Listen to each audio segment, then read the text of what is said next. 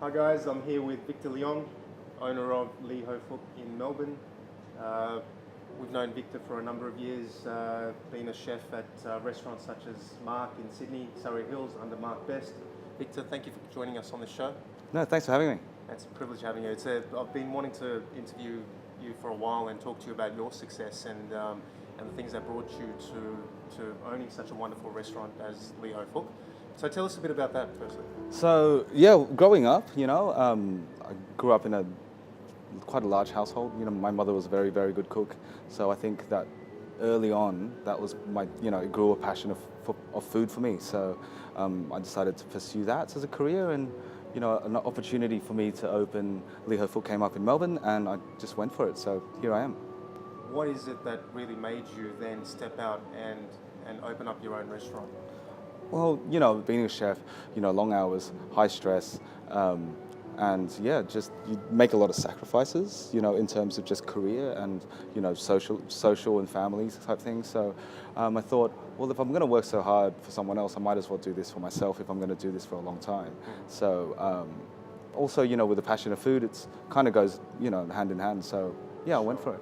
Did you use your own capital? Did you bring in investors? How did you do it? I saved some money, I took a loan, and I put a percentage in for myself, and then obviously my business partners put in and invested as well, and yeah, and it's what we've kind of achieved. So I think it's really important that you need to put your own money behind you. That way you have a sense of loss when you're not performing well. That kind of impending fear of failure is a big driver early on, you know what I mean?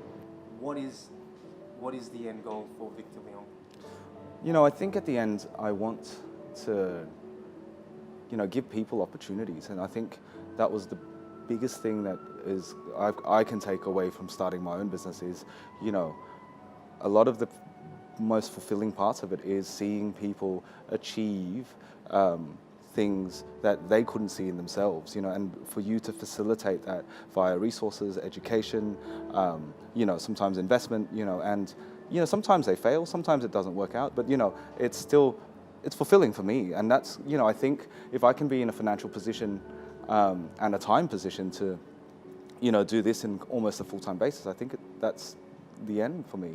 Sure. Have there been things in your entrepreneurial career that have been setbacks that you think, okay, well, I could have done things differently or learned from? Yeah, of course. I recently had to close my other business, Lawyers, Guns and Money.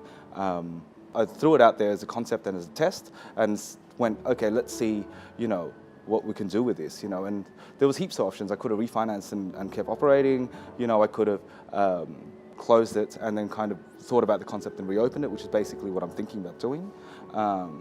Or, the other thing is, well, you could just sit there and just underperform really. So I think, for me being really competitive, I was like, if it's not really working at the moment, I don't want to waste any effort on it right now. What are our options? And I consolidated.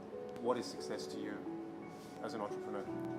I think for me is the freedom to do stuff, you know what I mean? Like I'm working harder than I've ever worked before, like within Fook and all the kind of bits and pieces that we do around it. But I still have the freedom to do whatever I want. Is there anything that you would have done differently? Yeah, well, you learn every day. So, I've probably made 3 mistakes today already, but not in terms of, it's just, I think it's just always trying to polish that little gem you've got. Refine, refine, refine. I think, you realize that you're overcomplicating something, overthinking stuff, like that really doesn't help all the time. So feedback that you get from your clientele, you take on board? Yeah, of course. For me, I want to sell a product that I believe in, which is, the experience in my restaurants. And that might not be for everybody, but I never look at it as some kind of ego thing where I'm like, well, if you don't like it, go somewhere else. Yeah. It's more like, yeah, cool. How about we meet the market in some aspects of this? People, when they genuinely complain, they want to be heard. So, if you understand where they're, kind of where they're coming from with their feedback, then you can actually, you'll see that some aspects of your business might not meet that need, and create an opportunity, for you to move it in a direction that you want.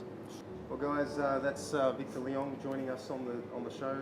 Victor, thank you so much. I'm really proud of what you've accomplished, and I wish you all the best in the future. You're welcome. Thanks so for much. coming on.